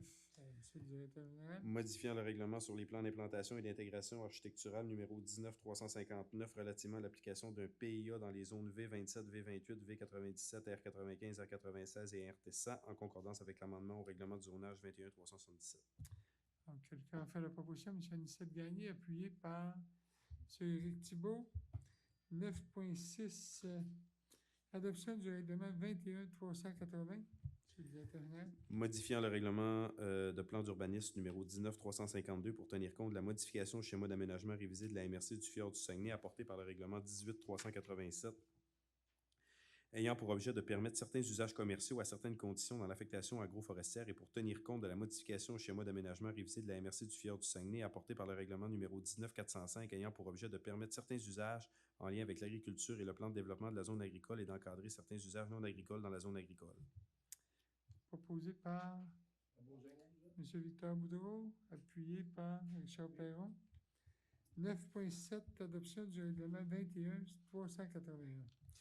Modifiant le règlement de zonage numéro 19-353 en concordance avec le projet de règlement numéro 21-380, modifiant le plan d'urbanisme numéro 15-289 pour tenir compte de la modification au schéma d'aménagement révisé de la MRC du Fjord du Saguenay, apporté par les règlements numéro 18-387 et 19-405, ayant pour objet respectivement de permettre certains usages commerciaux à certaines conditions dans l'affectation agroforestière et de permettre certains usages en lien avec l'agriculture et le plan de développement de la zone agricole et d'encadrer certains usages non agricoles dans la zone agricole. Quelqu'un a fait la proposition? M. Yvan Côté, appuyé M. Richard Perron. 9.8, adoption du règlement 21-382. Modifiant le règlement sur les permis et certificats numéro 19-356 relativement à la tarification pour l'analyse des demandes relatives aux projets particuliers de construction, de modification ou d'occupation d'un immeuble, entre parenthèses PPC-moi. Proposé par M. Richard Perron, appuyé par M. Victor Boudreau. 9.9, adoption du règlement 21-383. Modifiant le règlement sur les usages conditionnels numéro 19-360 en concordance avec le projet de règlement numéro 21-380, modifiant le plan d'urbanisme numéro 19-352 pour tenir compte de la modification au schéma d'aménagement révisé de la MRC du Fjord du Saguenay, apporté par le règlement numéro 18-387, ayant pour objet de permettre certains usages commerciaux à certaines conditions dans l'affectation agroforestière. Proposé par Jeanne-Cette Gagné, appuyé par M. Éric Thibault. 9.10, adoption du règlement 21-384. Ayant pour objet, règlement numéro 21-384, projet particulier de construction, de modification ou d'occupation d'un immeuble PPC-moi, ayant pour objet d'autoriser sur demande et en fonction de critères préétablis un projet particulier de construction, de modification ou d'occupation d'un immeuble, malgré le fait qu'il déroge à l'un ou l'autre des règlements d'urbanisme en vigueur sur le territoire de la municipalité de L'Anse-Saint-Jean. Proposé par M. Victor Boudreau, appuyé par M. Richard Perron. Je veux juste rajouter que, évidemment, il y a eu une consultation par écrit qui a été faite parce qu'à cause du contexte de la COVID. Et la semaine dernière, on a tenu aussi une réunion, une rencontre d'information, justement, au sujet de ces règlements-là. Alors, merci d'avoir fait la lecture de tous ces règlements. Au point 10, sécurité publique, on n'a pas de sujet. Au point 11, loisirs, culture, tourisme et vie communautaire. 11.1, étude d'opportunité pour la réouverture du sentier des Murailles, mandat de la municipalité de Petit-Saguenay et appui financier. Alors, évidemment, le sentier des Murailles, je vous dirais là, que est en train de revivre parce qu'on sait que ça avait été mis en place évidemment par les municipalités là, du Bas-Saguenay, les municipalités de Petit-Saguenay, Rivière-Tonté et L'Anse-Saint-Jean, il y a à l'époque de la coopérative des 4 temps. Maintenant, on considère que c'est un beau projet là, conjoint des 3 municipalités. Alors, on a déjà fait une caractérisation du sentier. Et là, on veut vraiment faire une étude d'opportunité pour la réouverture de ce sentier-là. Il y a un mandat, en fait, qui serait donné là, à une firme au montant de 33 033 $. C'est la firme Synergie et Options Aménagement. Évidemment, c'est la municipalité de Petit-Saguenay, ce serait mandaté la municipalité de Petit-Saguenay pour aller chercher du financement. Et il y aurait aussi une contribution là, de chacune des municipalités. Donc, pour l'Anse-Saint-Jean, ce serait 2 991 pour la réalisation de cette étude. Ce serait 1 270 pour Rivière-Éternité et 1 530 pour la municipalité de Petit-Saguenay.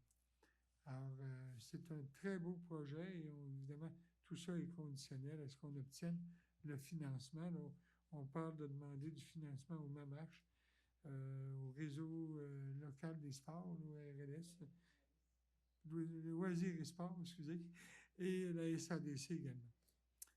Oui, proposé par M. Anicette Gagné, appuyé par M. Victor Boudreau. 11.2, Club du Fjord, appui et démarches financières associées au projet de mise en place du sentier TQ70 dans le secteur du Bas-Saguenay. Évidemment, c'est une entente encore là avec les municipalités du Bas-Saguenay.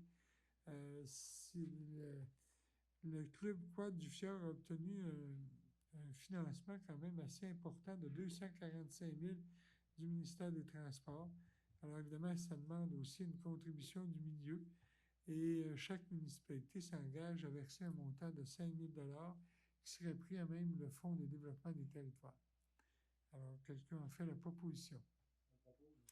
Monsieur Richard Perron, appuyé par Monsieur Yvan Côté. 11.3, Station du Mont-Édouard, prolongation du permis de camping VR, hébergement temporaire et camping van. Alors, on donne une autorisation à chaque année là, pour justement être en mesure de prolonger son permis. Oui, quelqu'un a fait la proposition. Monsieur Victor Boudreau, appuyé Monsieur Anicette Gagné. C'est accepté à l'unanimité? Merci. J'étais inquiet. C'est pour un an, oui. Oui, tout à fait. Rapport des comités et informations. Alors, je commencerai par M. Anicette Gagné. Monsieur le maire, après un an d'arrêt... Peux-tu ouvrir ton micro? Oh, merci. J'oublie toujours de l'ouvrir. Excuse. Je pense toujours que ma voix porte assez bien. Mais... C'est vrai. Alors, après un an d'arrêt, le Festival des couleurs du Fjord revient en force cette année. Et on sait que le Festival des couleurs du Fjord se déploie dans 4 endroits. D'abord, c'est la réunion des 3 symposiums.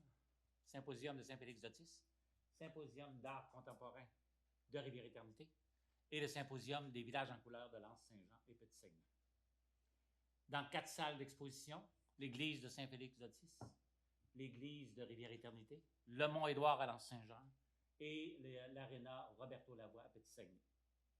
Alors là, on invite la population à être présente en fin de semaine. Ça commence vendredi à 13h et ça va jusqu'à dimanche 17h, précisément. Alors, dans les 4 endroits. Bien sûr, on est encore dans la pré-pandémie. On n'est pas encore sorti du bois encore complètement. Alors, c'est dans le respect des mesures sanitaires, dont la première mesure, passeport vaccinal obligatoire pour les artistes, les bénévoles et tous les visiteurs. Le port du masque obligatoire, parce qu'on est en déplacement à l'intérieur de lieux de rassemblement qui ont une capacité maximale qui va être respectée. Le lavage des mains, la distanciation physique, que vous connaissez, avec laquelle on est habitué, et bien sûr, le registre obligatoire, avec le nom des personnes et leur numéro de téléphone. Si parfois, le malheur arrive et qu'il y avait une explosion, une éclosion quelconque, alors on pourra retracer, ça peut être une explosion, hein? On pourra retracer les gens. Alors, c'est le premier message que je voulais passer. Le deuxième message, M. le maire, si vous permettez, c'est de dire merci à la population, parce que j'ai été conseiller municipal pendant 8 ans, ici, autour de cette table, et j'ai pu siéger à titre de conseiller municipal grâce à l'appui de la population. Alors, je voulais dire merci à toute la population de l'Anse-Saint-Jean qui m'a accordé son appui, sa confiance pendant ces 8 ans. Et je voulais dire merci aussi à toute l'équipe réunie ici ce soir, parce qu'on a travaillé pendant 8 ans dans la collégialité. On a pris la plupart des décisions grâce au grand démocrate qui est monsieur le maire, M. Lucien Martel, dans le respect de la démocratie et le respect de la transparence. Toutes les décisions que nous avons prises, ça a été communiqué à la population, alors il n'y a rien eu de caché.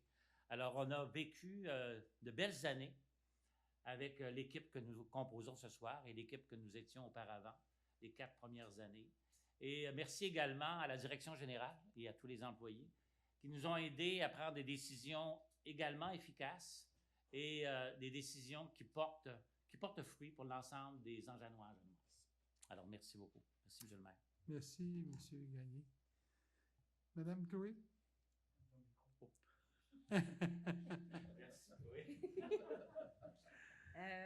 Merci, Monsieur le maire. Ben moi, ce soir, ce sera des remerciements également.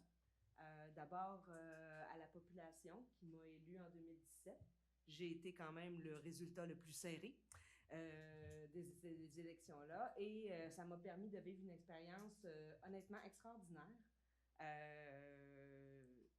J'ai eu le plaisir, l'honneur de travailler avec ces messieurs. Je suis la seule femme de ce conseil municipal. Merci Annick de me supporter là-dedans. Mais je voudrais assurer à tout le monde que je me suis toujours sentie à ma place, écoutée. Mon droit de parole était respecté. Et je ne cacherai pas ma déception de ne pas voir d'autres femmes se présenter au prochain conseil municipal. Je pense qu'on a des femmes de tête dans ce village et qu'il serait très pertinent d'avoir la jambe féminine autour de la table, mais je laisserai au prochain conseil municipal le rôle de voir à l'avenir de tous ces projets que nous avons travaillé ensemble, dans la collégialité, effectivement, et avec une administration municipale, Jonathan, Annick, Bernard, t'es là, vraiment une équipe top numéro 1, je vous le dis, citoyens et citoyennes de Lens. Tant qu'on aura cette équipe municipale-là en place, on peut dormir sur nos 2 oreilles. Il y a une rigueur dans ce travail-là qui est fait, une surveillance de tous les jours.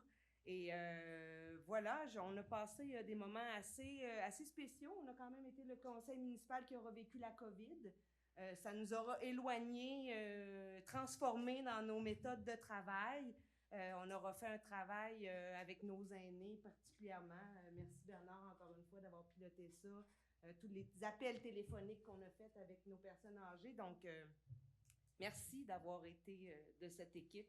Et pour moi, ce n'est que partie remise. Voilà. Merci, Chloé. Bonne soirée. Très touchant, merci. Oui, M. Yvan. Bonsoir à tous. Oui, je vais vous parler un peu je vais changer un petit peu, je vais faire des remerciements après.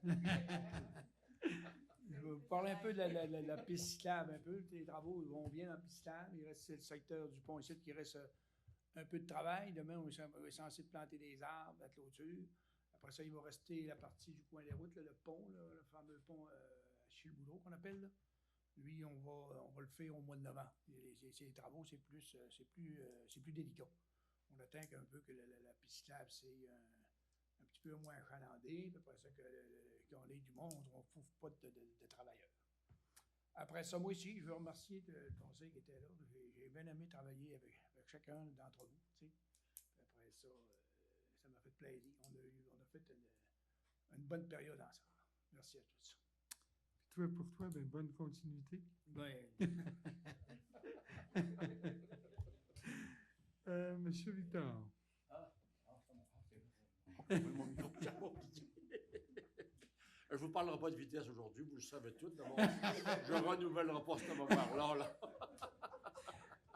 Je tiens à remercier la population. Ça fait, moi, 14 ans, je pense, que je représente les citoyens de l'Océan qui m'ont fait confiance. Puis j'ai adoré mon travail. Puis on a toujours eu une équipe, je pense que on s'est toujours entendu, même si on avait une femme à travers, on s'est très bien entendu. On l'a considéré comme un homme. On l'a considéré presque comme un homme. Non, mais c'est vrai, là. On a fait... c'était une très belle équipe. J'ai adoré. J'ai dit, ces derniers 8 ans-là, c'était vraiment, vraiment plaisant. Puis, c'est plaisant. Puis, on se sent en confiance. Hein, puis, on a toujours un peu des problèmes aussi. Ça nous fait vieillir un peu. C'est pour ça que je commence à perdre des cheveux. Là, je vais arrêter. On va arrêter de tomber. Je peux remercier M. et Mme Annick. Monsieur Jonathan, monsieur le maire, puis mes conseillers, tous ceux avec qui j'ai travaillé, j'ai adoré. Puis je me retire, je vous l'ai dit, c'est à cause de. On vieillit un peu. Merci beaucoup. Merci, Victor. Oui, Richard. Merci, M. le maire. Donc, un bref bilan. Lors de la dernière séance, j'avais mentionné qu'il restait à faire le décompte au niveau des ventes à la halte gourmande. Donc, en 2021, il s'est vendu pour tout près de 15 000 de produits pendant 4 fins de semaine de la halte gourmande. L'année précédente, sur 6 fins de semaine, on avait vendu, je crois, des environs 12 000 $. Donc, c'était une belle année encore sur le quai municipal. Et d'autant plus que il y a des retombées supplémentaires aussi des gens qui sont venus à la halte gourmande. On voyait des gens de la municipalité, mais on voyait des gens d'ailleurs aussi de la baie Charlevoix. Donc, ces gens-là consommaient aussi à Lens. Donc, ça a été quand même une belle année. Donc, moi, après ce qu'Anicette a dit, il n'y a quasiment plus rien à dire. Mais quand même, je voulais remercier aussi la population qui m'a fait confiance là, en 2017, lors de ma première expérience comme conseiller municipal. J'ai beaucoup aimé mon expérience et j'invite les gens là, à tenter l'expérience là, quand là, ils auront l'occasion. C'était vraiment une belle expérience de vie à vivre là, avec des personnes différentes, des personnes de tous les domaines. Donc, on a pu se complémentarité ensemble là, au niveau du conseil. Et puis, ça a toujours été fait aussi dans l'harmonie. Moi, je suis musicien d'une harmonie. Donc, dans l'harmonie, on a pris des décisions dans l'harmonie. Et je remercie notre chef d'orchestre, M. Lucien Martel, qui a très bien mené cette harmonie-là pendant les 4 années où j'ai été présent. Merci beaucoup. Merci, Richard. Merci. Monsieur Éric. Oui, alors, je vais passer le dernier. C'est sûr qu'il y a beaucoup de choses qui se sont dites. Mais je ne peux pas faire autrement. J'ai un petit peu le moton parce que après 2 mandats, après la confiance qui a été témoignée auprès de la population, après le travail qui a été fait avec mes collègues, l'administration publique, Monsieur le maire, les employés, ça fut vraiment des moments de bonheur, je pense. Les dossiers se sont présentés. Il y a eu des développements qui ont été impressionnants, même extraordinaires. Donc, je pense qu'on a avancé beaucoup. Et ces dossiers-là nous font grandir notre municipalité encore une fois. C'est un accomplissement. Puis je vous remercie encore une fois, la population, de nous témoigner du témoignage, de la confiance et de la reconnaissance, parce que sans cet appui-là, on ne pourrait pas être là. Puis, en tout cas, merci encore. Puis, à l'avenir. Merci, Éric. Merci. Oui, c'est à mon tour, puis je vais vous dire, j'ai un peu de moton, moi aussi. J'ai un peu de moton parce qu'évidemment, c'est officiellement ma dernière activité officielle. C'est la dernière réunion publique là, que j'ai l'occasion de présider. Puis je suis content parce que tout le monde est là ce soir. Vous savez, ça a été pour moi un honneur, puis je dirais une fierté de servir mon milieu, Lens-Saint-Jean. Pour moi, ça a toujours été important, Lens-Saint-Jean. C'est mon chez moi, puis même si j'ai étudié à l'extérieur de Lens, j'ai travaillé à l'extérieur, mais j'ai toujours eu un attachement. Puis d'ailleurs, j'ai une résidence à Lens depuis 43 ans. Alors, ça a été l'endroit où je venais me ressourcer à Lens. Puis j'aimais ça, puis j'aimais garder le contact aussi avec le milieu. C'est sûr que la politique, moi, je vous dirais, là, regardez, j'ai fait presque 45 ans là, de gestion. Ça n'a jamais été dans mon esprit à moi que je pouvais un jour faire de la politique. Il y a des personnes qui m'avaient incité à le faire. Entre autres, je vais donner une anecdote. Ma belle-mère m'a toujours dit, quand j'ai pris ma retraite, tu devrais t'envoyer maire. Puis elle me l'a dit plus qu'une fois. Mais ça n'a pas suffi, ça. Il a fallu qu'à un moment donné, il y ait des citoyens qui viennent me voir. Puis évidemment, j'étais disponible. Puis je me suis dit, j'ai encore du temps à consacrer puis à donner, puis de l'énergie à donner, puis tu sais, pour projeter aussi Lens-Saint-Jean. Lens-Saint-Jean, c'est vraiment, je dirais, le village, pour moi, là, tu sais, je regarde un peu qu'est-ce qui se passe autour, puis pas juste autour, puis je parle pas des villages autour, mais dans la région, puis on a à être fier de l'Anse-Saint-Jean. On a à être fier de l'Anse-Saint-Jean parce que, tu sais, oui, il y a du développement, oui, on a de l'activité, on a beaucoup d'attraits intéressants. Puis quand on regarde tout le développement qui s'est fait au cours, je dirais même des 15 dernières années, c'est quand même phénoménal. Puis évidemment, si je vous parle un peu de mon implication comme maire, je vous dirais, puis Anicette doit se souvenir de ça, ma première implication à Lens-Saint-Jean, c'était l'Association des jeunes de Lens. C'était en 67, imaginez, ça remonte quand même il y a quelques années. Il y en a qui sont assez vieux pour s'en rappeler. Pourquoi vous me regardez? Ça a été la première expérience. Anicette faisait partie également du comité. Moi, j'étais là, je pense, pendant 4 ans. J'ai même été pendant un été, au moins un été, le responsable du terrain de jeu ici à Lens. Alors, ça a été ça, ma première implication. Ma deuxième, c'est quand j'ai été président là, de la station du Mont-Édouard. J'ai été président de 87 à 91. C'est pendant cette présidence-là que le Mont-Édouard qu'on a construit, qu'on a réalisé le Mont-Édouard. Ça a été un défi, puis ça a été particulier parce que moi, je vis ça, puis à l'époque, j'étais directeur général de l'Institut Renan Saucier. Je travaillais 7 jours par semaine. Je voyageais peut-être 2 soirs par semaine à Lens-Saint-Jean, ou des fois, c'était même à la baie, mais ça dépendait. Ça a été une expérience que j'ai toujours aimée, puis qui m'a aussi propulsé dans ma carrière, malgré le fait que ça a été quand même une période particulière. La mairie, c'est arrivé par hasard, mais je peux vous dire que j'aime ça, j'ai aimé ça. J'ai aimé parce que on avait une bonne équipe. On avait, je dis souvent, on a eu des sujets des fois corsés, mais en même temps, on a toujours trouvé la façon d'aller chercher un consensus. Il n'y a pas beaucoup de résolutions. Si ma mémoire est bonne, il y en a peut-être 2 résolutions qu'on a adoptées sans avoir, je dirais, l'unanimité. Alors, puis j'en ai pas manqué beaucoup de réunions du conseil municipal. Ça, c'était pour moi un devoir aussi là, d'être présent puis de bien suivre mes dossiers. Au départ, je vous dirais, mes objectifs quand je me suis présenté, j'étais venu pour assainir les finances de la municipalité parce qu'on se souvient qu'à l'époque, la municipalité remboursait un déficit de 500 000. C'était quand même important, là, je dis comme déficit ou comme remboursement. On le remboursait à raison de 100 000 par année pendant 5 ans.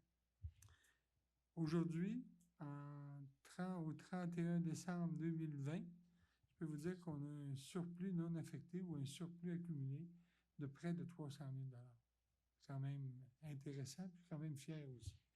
Puis ça, évidemment, ça s'est fait avec vous autres, là, je ne suis pas tout seul. L'autre élément aussi que je m'étais donné comme objectif à la mairie, c'était vraiment de poursuivre le développement du Mont-Édouard. J'avais été là lors de sa création, puis je me disais, le Mont-Édouard, c'est quand même le moteur économique du village, le moteur économique de tout le Bas-Saguenay aussi, parce que je le perçois, moi, comme ça. Mais ça nous a... on a investi, là, au cours des 8 dernières années, tout près de 4 200 000 en amélioration des infrastructures au Mont-Édouard. Et évidemment, quand on regarde aussi les retombées que ça a donné, le Mont-Édouard, c'est qu'actuellement, je dirais, la municipalité est reconnue et connue à travers le monde, ou presque. On a eu des compétitions majeures. On a eu le Critérium U16, qui est une compétition canadienne au Mont-Édouard. On a eu l'an passé un ORAM. Pas l'an passé, c'est il y a 2 ans, parce que l'an passé, il n'y en a pas eu. On va avoir un ORAM en 2022. Et je dirais, j'ai vu la liste des endroits et des pays où il va y avoir un ORAM au Canada. C'est le Mont-Édouard, le seul endroit où en 2022, il va y avoir une compétition de cette envergure-là. C'est vous dire à quel point le Mont-Édouard est connu. Mais ça, c'est pas juste le Mont-Édouard, c'est l'Anse-Saint-Jean aussi. Puis pourquoi on est capable d'aller chercher ça?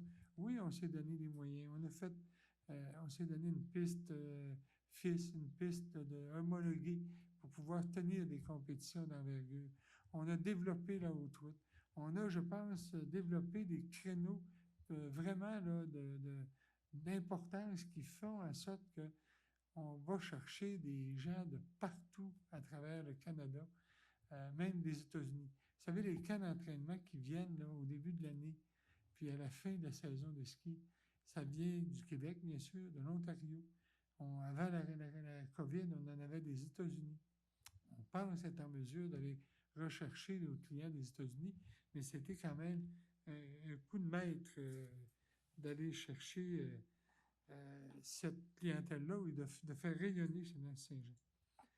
On a aussi travaillé pour améliorer la qualité de vie de nos citoyens, puis Chloé en parlait tout à l'heure, on a adopté 2 politiques, une politique là, pour les aînés, les amis des aînés, et une politique familiale. Je pense que c'est important, puis on s'est toujours soucié dans toutes nos décisions de prendre les meilleures décisions pour l'intérêt de la population, l'intérêt de l'Anse-Saint-Jean. Je dirais, je suis fier de mon bilan, parce que vous l'avez reçu sûrement, mais c'est un bilan comme ça ne se fait pas tout seul. Ça se fait en équipe. Ça s'est fait avec Anicette. Ça s'est fait avec Chloé. C'est fait avec Yvan. Avec Victor. Je dirais pas le fou du roi, mais... parce que Victor, il nous fait bien rire. Avec Richard, puis avec Éric. Puis je vous dis merci infiniment de votre collaboration, de votre appui, parce que c'est pas toujours facile. Ça demande énormément d'énergie. On a un village, moi, que je considère, là, qui... puis je veux aussi, excusez-moi, je veux aussi remercier l'équipe de direction. Jonathan, Annick, puis aussi Bernard, puis tous les autres employés de la municipalité. Vous savez, ils font un travail de fond, de préparation, puis ils supportent de façon extraordinaire. Moi, je me suis senti supporté là, comme maire, parce qu'on ne peut pas avoir, tu sais, faire le travail qu'ils font, et puis c'est un travail essentiel. Alors, je veux les remercier vraiment chaleureusement, puis vous avez été vraiment un soutien là, pendant tous ces 8 années-là. Peut-être pas 8 années avec, avec Jonathan, mais quand même depuis 3 ans. Alors, c'était bien agréable. Je dirais que l'avenir de l'Anse est très prometteur pour le futur. Moi, je pense que quand on regarde le développement de l'hébergement domiciliaire, particulièrement au Mont-Édouard, mais quand on regarde aussi tout ce qui s'est développé dans l'Anse-Saint-Jean, dans le village, c'est pas banal ce qu'on a connu comme développement au niveau domiciliaire. Je vous dirais juste, puis j'ai fait ressortir aujourd'hui par la responsable au niveau de l'urbanisme, juste là pour l'année 2021, je vais chercher ma feuille que je ne la trouverai pas là, pour le faire exprès, mais on a donné des permis pour des constructions neuves de 33 permis. Mais ça, là-dessus, il y a des permis de quadruplex, de duplex dans la municipalité. Moi, j'en vois au moins 2 quadruplex puis 1 duplex. Il y en a un dans ma rue.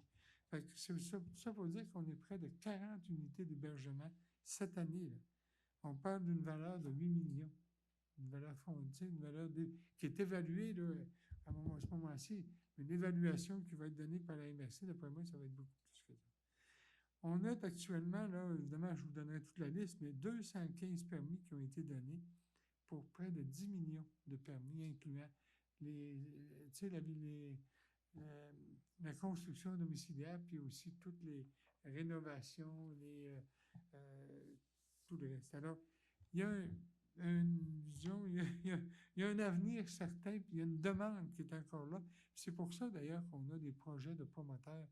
Puis, moi, trop personnellement, je suis très content de voir qu'il y a encore cet intérêt-là pour développer le milieu de l'Anse-Saint-Jean. Je pense juste à l'assainissement, puis l'amélioration des eaux, puis l'amélioration du réseau routier. Dossier, vous avez pu voir là, dans le bilan que on est à veille là, de clore ce dossier-là. Je suis malheureux de quitter sans avoir eu la possibilité d'avoir une signature en bas puis de dire, ben, regarde, on débute les travaux demain matin, mais ça s'en vient. J'ai confiance là, avec Jonathan et son équipe, puis avec le nouveau conseil aussi, que tout ça devrait se faire quand même assez rapidement. On va en profiter. Puis l'autre chose aussi qui me donne beaucoup de fierté, c'est l'entente qu'on a établie avec le MTQ pour refaire la rue Saint-Jean-Baptiste en même temps qu'on va faire les travaux d'assainissement des eaux. Je l'ai parlé tout à l'heure, le positionnement du Mont-Édouard, c'est quand même un élément important. Il y a tout le tourisme, 4 saisons. Le fjord puis la montagne, c'est 2 pôles là, vraiment importants. Tu sais, on a juste à regarder cet été, là, puis on n'avait pas de touristes européens, on n'avait que des touristes québécois, on avait un peu des États-Unis, un peu de l'Ontario, mais il y a eu un achalandage à l'Anse-Saint-Jean, je dirais sans précédent. Moi, j'évaluais dans le passé qu'on recevait à chaque année, chaque été, à peu près 125 000 touristes. Moi, j'estime que cette année, on devait être proche de 140 000. Il faut dire que le parc du Saguenay nous amène beaucoup de monde, puis on a beaucoup d'hébergements disponibles pour pouvoir accueillir les touristes extérieurs. Les enjeux que la municipalité va avoir à faire face au cours des prochaines années, c'est un peu les mêmes enjeux que d'autres municipalités. Il y a la pénurie de main-d'œuvre. On le sait, là, cette année, cet été, il y a même des restaurants qui ne pouvaient pas ouvrir toute la journée, même ouvrir le midi et le soir. Ils étaient obligés de diminuer. Il y a l'hébergement à prix abordable aussi pour accueillir les nouvelles familles, les travailleurs. Il y a aussi, évidemment, le fait qu'on est une municipalité, je dirais, non seulement accueillante, mais aussi dynamique. Puis on a été quand même capable d'aller chercher, tu sais, comme par exemple, tu sais, quand on regarde les plus beaux villages du Québec, on en fait partie, puis on est un des villages qui est le plus visité sur le site web des plus beaux villages du Québec. Donc, la municipalité est quand même bien perçue, puis c'est pour ça qu'on a autant de touristes. On fait partie des villages relais. M. Anissette Gagné en fait partie du conseil. On fait partie aussi, j'ai oublié, je voulais dire d'autres choses, mais les fleurons. On a 4 fleurons. C'est vraiment dans la région, je pense qu'il y a peut-être 2 ou 3 municipalités qui ont 4 fleurons. Alors, on a à être fiers de notre village, puis moi, personnellement, j'en suis fier. Puis je veux remercier la population en terminant de m'avoir fait confiance, puis de m'avoir donné l'opportunité de vivre cette expérience-là, puis de pouvoir servir mon milieu. Alors, merci beaucoup, puis c'est un plaisir.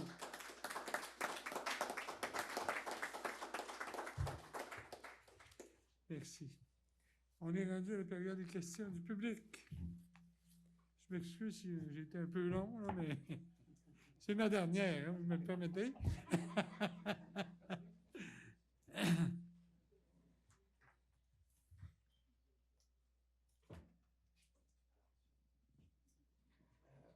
Moi, je crois avoir vu les bons plans du développement au Mont-Édouard par le 3e promoteur.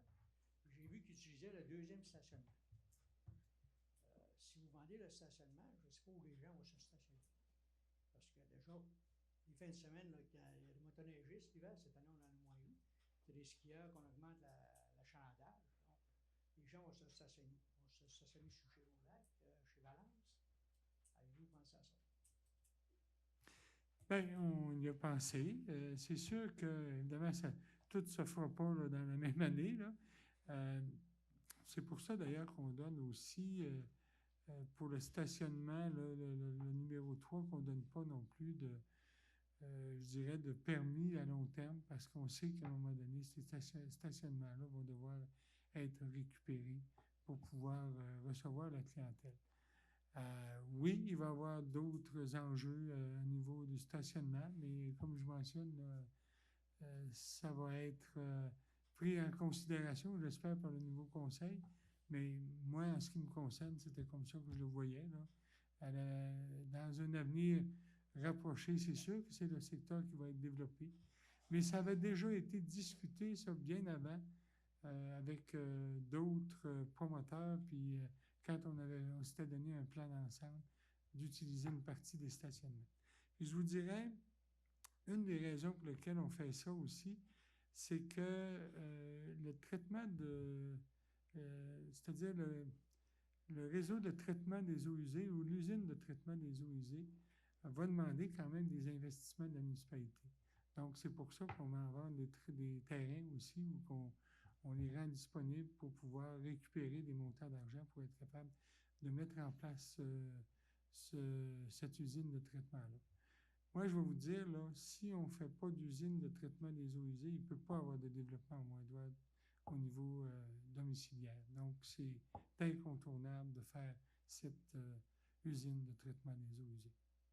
Donc, c'est la même chose du côté de la piscine, parce qu'on parle de devenir 4 saisons, Mont-Édouard. Vous avez le terrain de camping, donc on enlève la piscine pour mettre des blocs.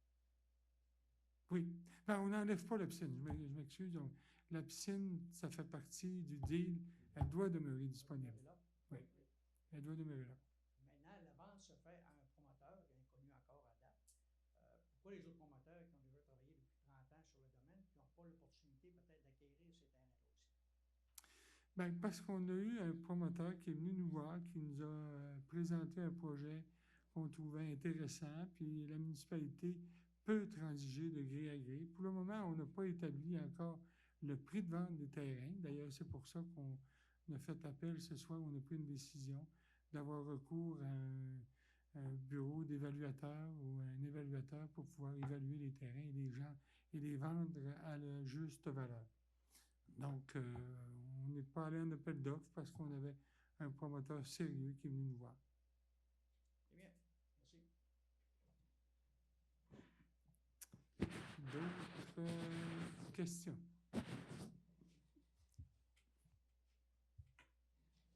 Moi, j'aurais une question. Je suis en train d'écouter bien tranquille le conseil ce soir sur ma tablette. Quand j'ai entendu parler de changement de structure au niveau de la petite école, que je connais plus ou moins le dossier, mais au niveau du Mont-Édouard, qui a toujours eu une structure organisationnelle qui a toujours bien fonctionné, et comment on peut faire ça à la dernière soirée d'un conseil pour faire un pareil changement?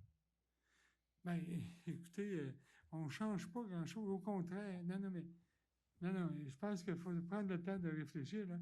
Au contraire, ce qu'on veut donner au Mont-Édouard, c'est la pleine dimension de sa gestion au niveau, avec son conseil d'administration. Actuellement, on avait un conseil d'administration de 13 personnes. OK? En termes d'efficacité, ce n'est pas ce qu'il y a de mieux, avoir 13 personnes autour d'une table. Là, ce qu'on dit, c'est qu'il va continuer d'être un organisme sans but lucratif. Il n'y aura plus à gérer les projets de développement ailleurs dans la municipalité. Ça, je dirais, ça rendait les gens moins ouverts puis moins disponibles quand on avait à traiter, par exemple, d'un projet de développement là, qui touchait le fjord, le village.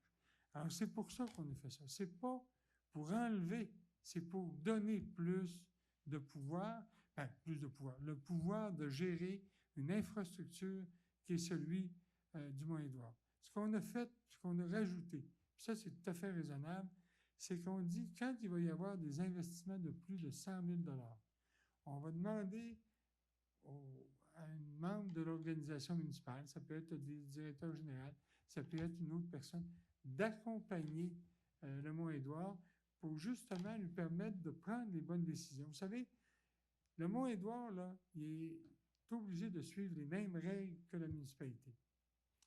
Donc, c'est pour s'assurer que les personnes qui vont avoir des projets de développement respectent ces règles-là. Et évidemment, puis d'apporter un support, parce qu'on le sait, moi je l'ai vécu là, au cours des 8 dernières années, là. J'ai été président du Mont-Édouard, puis j'ai vu des projets de développement, puis je vais vous dire, c'est exigeant, puis ça demande énormément, puis on a la chance d'avoir une équipe là, au niveau de la direction, de la gestion à la municipalité. On veut être là juste en support et non pas en contrôle. Il faut aussi ne pas oublier que le Mont-Édouard, c'est la propriété de la municipalité, c'est la propriété de tous les citoyens de Saint-Jean. Donc, on veut s'assurer que la gestion qui va être faite, ça va être fait de façon rigoureuse, mais tout en respectant les règles qui doivent être respectées. Ce n'est pas d'enlever quoi que ce soit, au contraire, moi, j'estime qu'on vient de passer à une étape autre qui va aider le Moindroit. Donc, ce qui a été fait à venir à date, c'était pas bon. C'est ça que Non. ça veut dire. Là. Moi, je le vois comme ça. Non. Ça fait 4 ans que ça fonctionne comme ça. Et puis là, c'est plus bon. Là, parce que moi, je trouvais, M. le maire, c'est vous qui étiez directeur du comité. Et je trouvais que c'était bien. C'est ça que ça prenait. Quelqu'un de la municipalité qui gère, qui est à la tête de ça. Et ça, j'étais 100% d'accord avec ça. Là, ça va être qui va être le nouveau directeur de ça? Bien, c'est le conseil qui va le nommer. C'est le conseil qui va le nommer. Oui, il va le nommer à partir des personnes qui vont avoir été élues en Assemblée générale. Mais vous savez, hein? Oui. Mais je peux comprendre que les gens disent, oui, mais ce n'est plus le maire. Mais je peux vous dire que comme maire, là, avoir à s'occuper du Mont-Édouard, s'occuper de la municipalité, là, c'était demandant. Ben, c'est demandé. Donc, pourquoi vous ne l'avez pas changé avant, dans le temps que vous étiez là? Oui, je voulais le changer avant, mais là, on arrive dans une période où, par exemple, on remettait en question la petite école. On a dit, on va tout transformer ça parce qu'on utilise le conseil d'administration actuel du conseil, c'est-à-dire l'organisation, l'OBNL de la petite école qui va devenir la société de développement. Donc, on veut dissocier Mont-Édouard et société de développement. Est-ce que légalement, un conseil, la veille de sa dissolution, peut prendre une pareille décision? Oui. Aucun doute.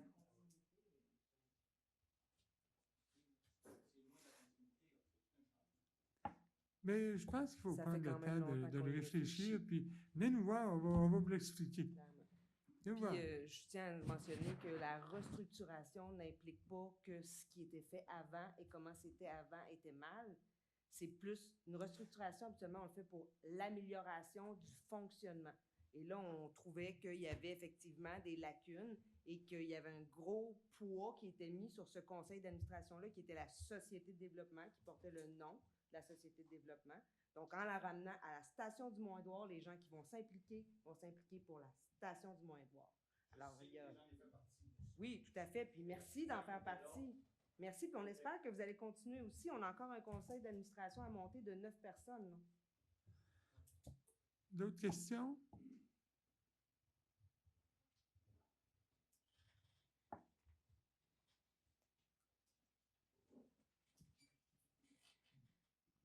Bonsoir, Louis Tremblay. J'aimerais savoir, quand il y a un entrepreneur qui vient faire un travail pour la municipalité, y a-t-il quelqu'un qui va vérifier après l'ouvrage qui a été fait? Bien, ça dépend. Normalement, je te dirais oui. S'il fait un travail pour la municipalité, il faut le vérifier. Mais il faut comprendre qu'actuellement, là, vous avez vu là, qu'on a engagé une personne ce soir. Là. Alors, on peut manquer des fois là, de personnes ou de bras, comme on dit. Je suis obligé de vous dire là, que la surface du terrain de tennis, là, c'est gênant de voir ça. L'ouvrage qui a été fait. Dans quel sens? Parce que... Ils ont tout refait la surface. Après ça, ils sont venus faire 6 corrections. On est encore plein de trous d'eau. Je vais juste vous dire, c'est pas évident de faire une surface d'un terrain de tennis. Là. Je vais juste vous faire... tu sais, vous passez à Saint-Félix de temps en temps? Alors, on est dans la compétition. Oui. Mais je veux vous dire qu'ils ont mis énormément d'argent, beaucoup plus d'argent que la municipalité a pu en mettre. Bien, ici? Non. Non. Combien, M. Nicette? Le montant exact, incluant le lignage, on doit être rendu à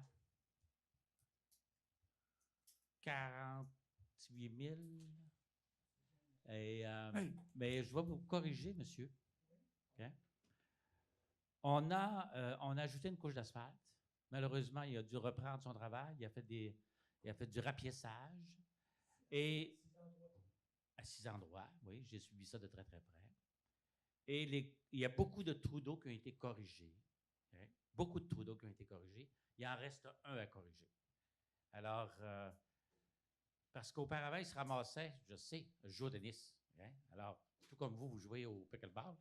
Alors, il se ramassait au moins 1 pouce d'eau dans les trous qui étaient vers le fjord. Maintenant, il reste peut-être 1/4 de pouce d'eau et ça s'évapore assez rapidement. Mais il reste un trou du côté de la rue Saint-Jean-Baptiste. Alors, il y a eu quand même une nette amélioration. Personnellement, là, ça sortirait de votre J'ai déjà dit que je n'étais pas satisfait. Alors, il nous reste à apporter des correctifs à apporter. D'autres questions?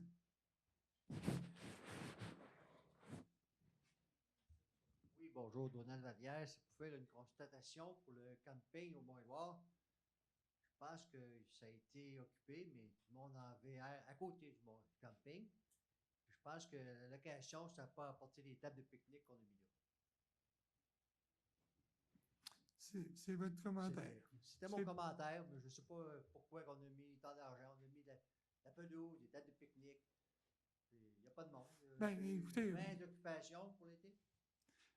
On est conscient, là. Je veux dire, on visait plus, mais en même temps, probablement qu'on a manqué au niveau peut-être promotion ou sûrement, là.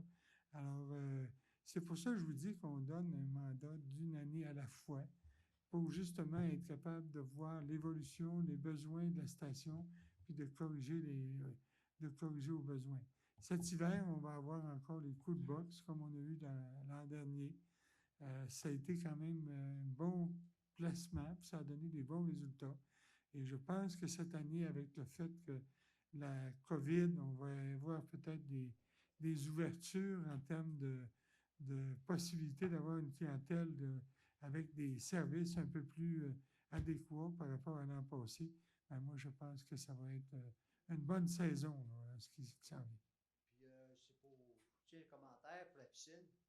Quand il faisait beau, il n'y avait pas de sauveteur, puis les jours de pluie, il y avait des sauveteurs. Fait que le monde qui avait des enfants de l'entour, là, c'était très bien apprécié. Merci beaucoup. Mais monsieur, on a eu le même problème au camping. Le problème qu'on a, c'est qu'on n'a pas de sauveteur. S'il y avait des sauveteurs, on aurait eu quelqu'un, mais il n'y en a pas. On a fait le tour de la province, on peut demander à Mme Annick. On a fait le tour de la province pour en avoir, mais on n'en avait pas. Malheureux. On en est déçus, très déçus.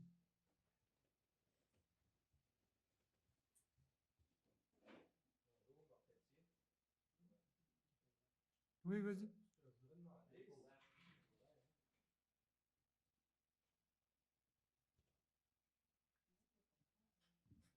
C'est pour l'usine de traitement des eaux.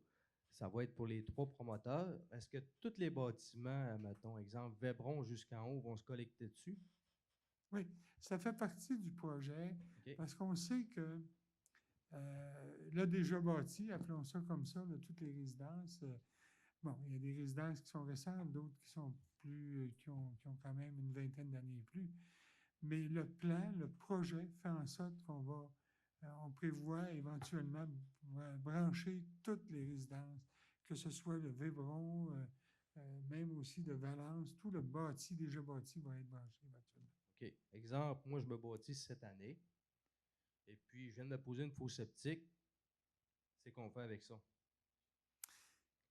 Est-ce que je vais avoir une augmentation de taxes sur un service? Je vais-tu avoir le choix de me servir du service public ou de me servir de ma fosse? Est-ce que je vais payer un surplus de taxes par rapport à ça? C'est sûr qu'on va être clair, là, si on installe la conduite dans votre rue, normalement, à partir de ce moment-là, il y a un règlement qui va être fait et qui va faire en sorte que tous les gens de la rue vont devoir participer au financement et de l'usine de traitement et aussi de toutes les conduites qui vont aller partout dans les rues. Puis ce que j'ai cru comprendre aussi, peut-être que je suis dans l'erreur, promoteur qui promue pour les terrains, paye pour l'usine, ensuite le donne à la municipalité, j'ai bien compris ça. Oui. Puis après ça, M. Devien a dit tantôt le système QR quelque chose. Hein, ça, c'est le règlement QR22 là, qui est un règlement provincial. OK. Mettons, il y a 2 citoyens qui vont avoir ce système-là. Eux autres vont être taxés par rapport à leur système. Ça veut dire que quelqu'un qui a une fosse neuve, sa fosse, ça vaut rien. Ben, regardez, moi, je le verrais, c'est pas comme ça qu'il faut le voir. Une fosse septique, là, la durée de vie d'une fosse septique, c'est de 20 à 25 ans. C'est que vous allez payer d'avance votre renouvellement de votre fosse septique et dans 25 ans, vous n'aurez plus à payer. C'est sûr que ça fait un montant important là, au moment où on va aménager ou installer les conduits, mais oui, vous allez payer d'avance votre installation pour les 25 prochaines années. Puis on sait-tu environ à combien peut avoir une augmentation de taxes sur une maison standard? Pour le moment, on n'est pas en mesure, on n'est pas rendu là. D'ailleurs, ce qu'on a fait, là, c'est qu'on a accepté ce qu'on appelle une première acceptation des projets. Okay? On est au début d'un processus. Ça n'oblige pas la municipalité d'aller de l'avant, mais ça donne l'ouverture aux promoteurs de pouvoir développer davantage le projet, puis pouvoir à ce moment-là convenir d'une entente avec la municipalité. Fait qu'autrement dit, si je comprends bien, c'est exemple, on aurait, mettons, un promoteur qui fait, mettons, les 3 promoteurs ont 100 terrains chaque, ça fait 300 terrains. Ouais. Fait que l'usine, déjà, s'il y a 250 maisons au Moindouar, ils vont faire une usine pour 550 maisons. Tout à fait. OK.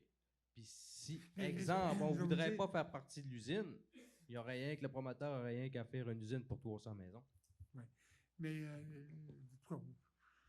oui, on peut dire ça comme ça, mais vous savez, quand on gère une municipalité, il faut le gérer aussi avec une certaine vision et une prévision.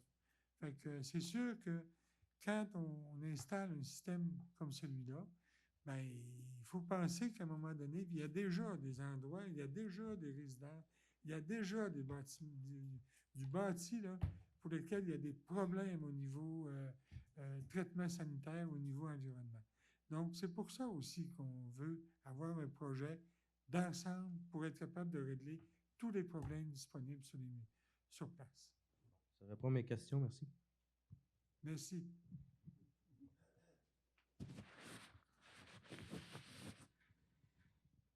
Bonjour, je viens de compléter ma fosse septique. Ça va me coûter 10-12 000 $ la semaine passée. Ça veut dire que je fais quoi avec ça, là? C'est ça. C'est comme fâché un petit peu. J'ai payé Oui, 500 $ pour me rendre conforme. Mais regardez, on n'est pas... C'est parce que si on vous disait demain matin, on passe devant chez vous, on vous l'aurait dit mais là, quand ça va être fait, est-ce que ça va prendre 2 ans? Est-ce que ça va prendre 3 ans? C'est difficile à dire. Puis j'ai la même réponse que j'ai faite au monsieur tout à l'heure. Vous payez pour pour le futur, pour le remplacement de votre fosse septique, parce qu'elle a une durée de vie. Moi, j'ai une résidence, là, puis autour du lac Simon, j'ai déjà remplacé ma fosse septique. Puis j'ai fait... Au nouveau champ, d'abord, ils vont être capables de traiter beaucoup de monde. Pardon? Vous n'êtes pas tellement loin, on va aller vous collecter au lac Simon aussi. On va collecter le lac d'Alaire aussi. C'est parce que... C'est pas aussi loin que le village. Le village, il est bien plus long que ça. Oui. Mais le village, ça coûte quand même assez cher, merci. Oui. D'autres questions?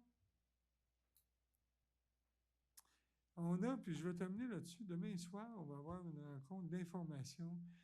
Il y a un groupe, justement, de Valence qui a demandé là, de nous rencontrer pour... c'est-à-dire, on leur a offert de nous rencontrer pour, justement, échanger sur le sujet là, qu'on vient d'échanger. Alors, vous êtes les bienvenus. Demain soir, on va avoir peut-être plus de détails, peut-être plus d'informations. J'ai vu que le directeur général avait pris des notes. Fait que vous êtes les bienvenus. C'est à compter de 18h demain soir, puis ça va être dans la salle ici. Alors, quelqu'un propose de lever l'Assemblée? M. Anicet Gagné? Merci beaucoup. Bonne fin de soirée à tous.